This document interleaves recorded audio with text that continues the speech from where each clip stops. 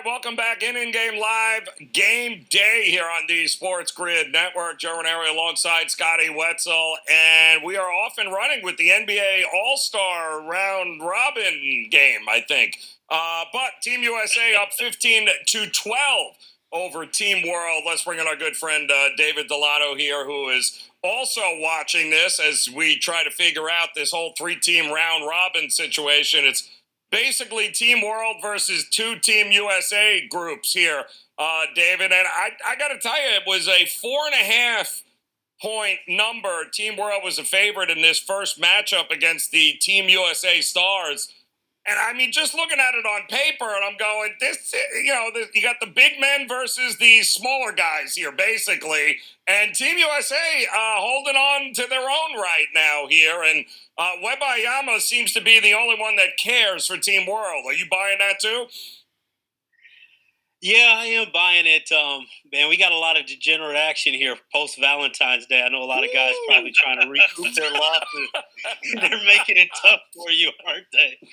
But then we also have the stars, right? The team with most of the stars on it that people would consider stars are actually on Team Stripes. So that's another interesting dynamic here. But yeah, I do think that Wemby seems like the only guy to care. And I think the odds makers kind of expected it, because one thing, when you looked at the odds, he was the favorite to win MVP, which kind of makes you think that the odds makers are expecting Team World to take this thing and for Wemby to take the MVP. But I did, for what it's worth, I'm too serious, but I actually like Team Stripes, who's not the team that's not playing right now, to go ahead and win this thing. Everybody was plus money before. They were plus 155. That's the team with LeBron James on it, Donovan Mitchell, Jaylen Brown. I think that team's ultimately going to come out on top. But yeah, hard to lay 4.5 points on a favorite when you have basically a 12-minute game. Yeah, I agree. Are you okay with this whole setup, David, or are you with the whole All-Star festivities, or are you one that says, you know what, it is what it is? They don't really try in the regular season. Why should they be trying in the All-Star game? Yeah, I know that they're trying to get people to give effort, just similar to the NBA Cup during the regular season, and they're wondering if this USA versus the world concept will make people give effort. So I have kind of lost interest in it, to be honest with you, with this format. But I see what they're trying to do, and they're thinking if it's only 12 minutes at a time, we could get usually guys wait till the last 6 minutes to give effort anyway, so let's already start them halfway there. So, I commend Silver for what he's trying. He's got to try something. So this is what they're doing.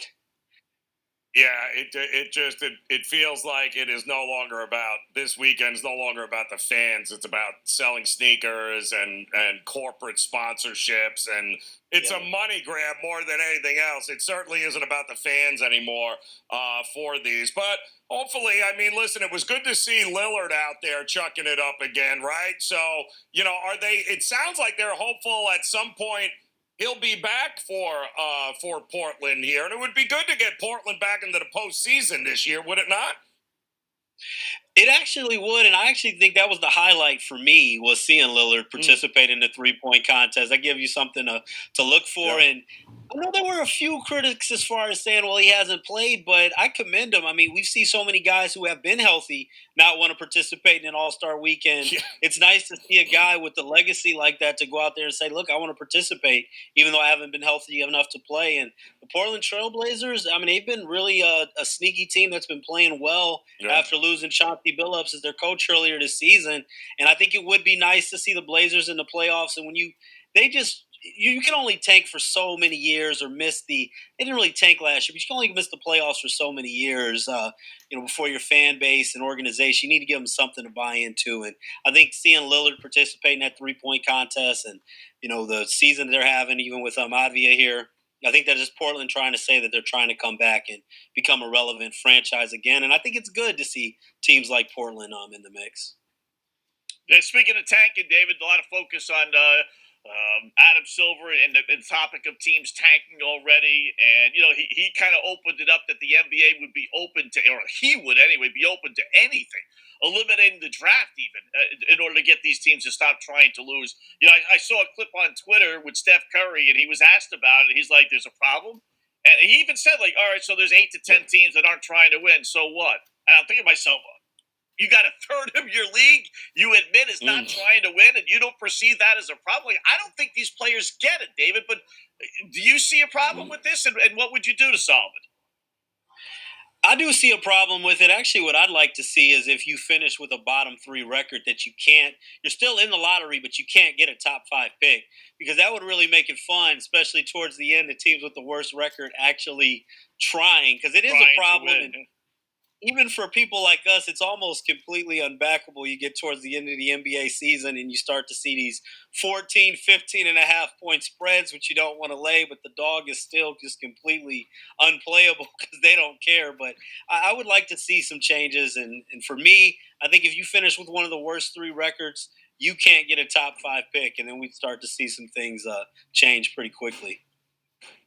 Yeah, well, it's, that would be great, Steph, if one of your main sponsors wasn't DraftKings or FanDuel. And, trying not to win goes against pretty much who you're in bed with corporate-wise now. Yeah, so not great to have your players. And I got to give credit to Utah. They've invented new ways to tank.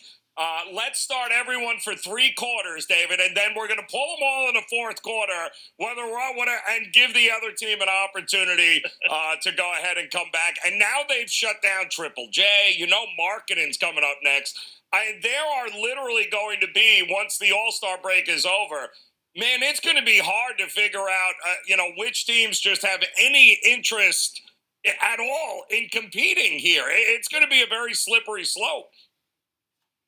Yeah, and you see, trades like with the Washington Wizards have made, and we know Anthony Davis has been an issue with his injuries, but as soon as you get him early in February, you're immediately shutting him down for the season. It's ridiculous. It's crazy. It really is. All right, so who's beating OKC? Is there anyone out there that you want to throw a flyer on? I think the Spurs could beat them. I know we've seen it during the regular season now. And I think that they match up well that can carry over. And even last season, the Denver Nuggets almost beat the Oklahoma City Thunder. They had so many injuries. I think that the Spurs, value-wise, is going to be the best team to take. But the Denver Nuggets, if they get healthy, they've been winning so many games. They rebuild. We've seen Peyton Watson kind of show up this season, and with a lot of guys out, if they get that team back rolling with Jamal Murray and Jokic and Aaron Gordon healthy again with the additions they've made, I think Denver or the Spurs can both take out OKC. But I think that I would probably, with that value, I think the Spurs would probably be my top choice. And if the Spurs can go ahead and get to the finals this year, it's going to be scary. Who knows how long. We can see a long dynasty of Western Conference Finals matchups between the Spurs and Thunder going on for a long time. It doesn't feel like we can totally discount Denver either, especially if they get Aaron Gordon back, no? Oh, no, absolutely. Yeah, I think Denver's got a shot too. Denver and the Spurs. Denver last year, took them to 7 games, and they ran into some health issues. And I still think, for its worth, I think Jokic is still the top player there. So, yeah, they got a couple teams there, Denver and San Antonio. I don't think the Rockets and anyone below that can do it this season, but Denver and the Spurs, absolutely. Yeah, and flip a coin in the East. Would the Celtics with Tatum 10 seconds, if he came back, would they be good enough? I don't think anybody in the East is going to be able to. I don't like anyone in the East to win the whole thing, but I do like the Celtics. I like the Celtics, and even maybe this year that Harden finally pulls it out in the playoffs. I think Boston and Cleveland got a shot in the East, but not to win the whole thing. At least David didn't say the Knicks. David, we appreciate it, my man, as always. In-game live game day continues on the grid.